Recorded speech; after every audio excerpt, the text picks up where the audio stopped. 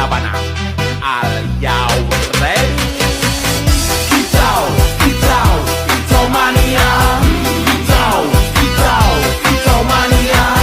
Kicau. Assalamualaikum warahmatullahi wabarakatuh. Halo semuanya, perkenalkan nama saya Nur Fibrianti dengan NIM C1B024104. Saya dari Fakultas Ekonomi dan Bisnis dari Program Studi Manajemen. Tujuan saya membuat video ini yaitu untuk memenuhi tugas mata kuliah di Manajemen Mutu Terpadu. Selamat menyaksikan. A few moments later. Permasalahan yang terjadi pada instansi ASN adalah pelayanan yang lambat, sehingga masyarakat harus menunggu cukup lama untuk mendapatkan layanan. Kondisi ini menyebabkan ketidakpuasan masyarakat dan menurunkan efektivitas kerja pegawai. Pelayanan yang lambat juga membuat proses administrasi menjadi tidak efisien. Kasus nyata yang saya ambil yaitu BPJS. Belakangan ini, banyak kasus viral di media sosial mengenai BPJS kesehatan yang mengalami kesulitan saat ingin berobat di rumah sakit.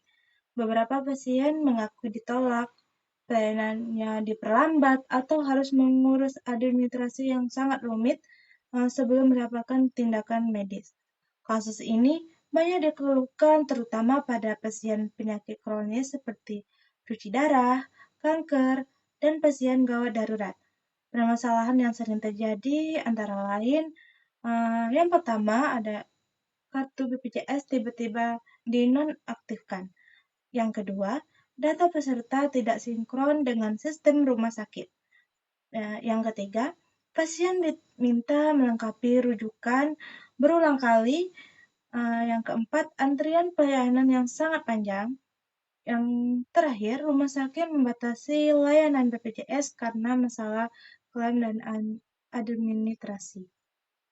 Kasus ini menjadi viral karena banyak masyarakat merasa pelayanan kesehatan menjadi sulit, padahal mereka sudah terdaftar sebagai peserta BPJS. Begini momen yang bikin geram saat seorang anggota DPR RI mengkritik terkait dengan layanan BPJS di rumah sakit. Beliau mengatakan bahwa pasien opname belum sembuh sudah dipaksa pulang. Ini pelayanan seperti apa? Dalam rapat resmi di DPR, Ketua Komisi 9 DPR RI, Feli Estelita Runtuwene, menyuarakan unek-unek yang banyak banget dirasain masyarakat soal layanan BPJS di rumah sakit. Salah satu poin yang bikin dia geram adalah soal pasien yang belum sembuh tapi udah disuruh pulang karena keterbatasan layanan. Feli menyoroti sistem jaminan kesehatan nasional atau JKN yang menurut dia kadang malah bikin pasien jadi korban. Bayangin aja, orang masih sakit, tapi karena aturan administratif atau kuota, terpaksa keluar dari rumah sakit. Padahal, kondisinya belum pulih total. Gak cuma ngomong doang, Feli juga bilang, dia punya data valid buat mendukung pernyataannya. Jadi kalau pihak BPJS minta bukti, dia siap kasih. Dalam forum itu, dia dengan tegas minta pihak terkait buat berbenah, dan gak menutup mata soal kenyataan di lapangan. Pernyataan Feli ini sebenarnya mewakili banyak keluhan yang sering kita dengar, apalagi di daerah. Harapannya sih suara dari DPR ini bisa mendorong perbaikan sistem yang lebih manusiawi buat pasien-pasien yang benar-benar butuh pertolongan medis.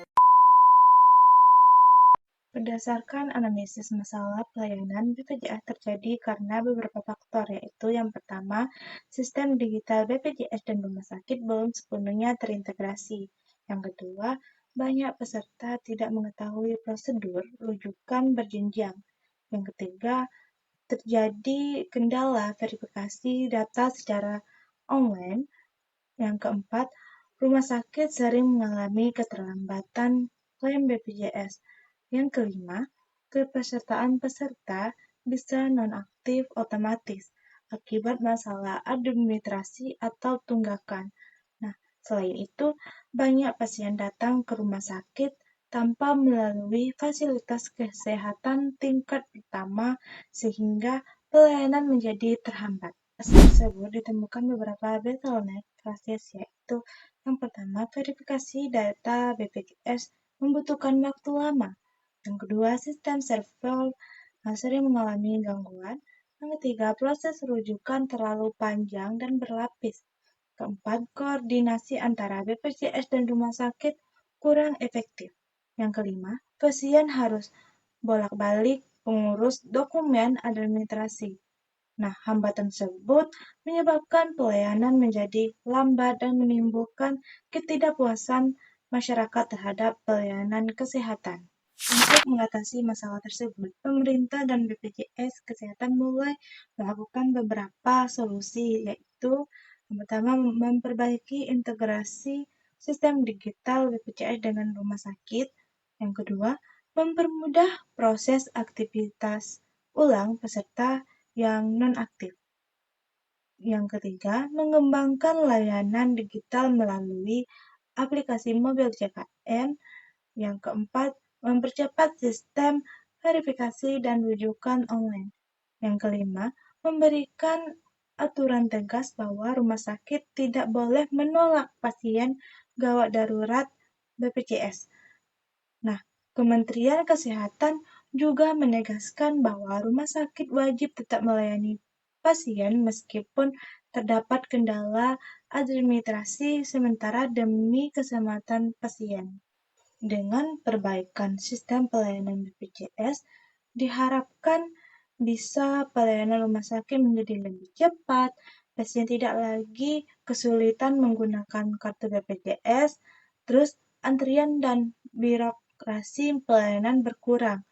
Nah, lalu kualitas pelayanan kesehatan meningkat dan kepercayaan masyarakat terhadap pelayanan publik kembali meningkat.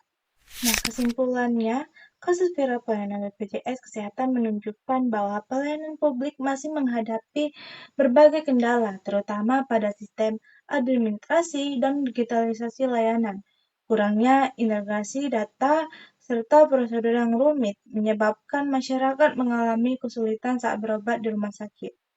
Oleh karena itu, diperlukan perbaikan sistem digital, penyederhanaan prosedur, dan peningkatan koordinasi antara BPJS dan rumah sakit, agar pelayanan kesehatan menjadi lebih efektif, cepat, dan manusiawi. Nah, sekian dari penjelasan saya tadi. Semoga ilmu yang saya sampaikan bisa bermanfaat bagi yang menonton. Saya Nur Febrianti mengucapkan terima kasih. Wassalamualaikum warahmatullahi wabarakatuh.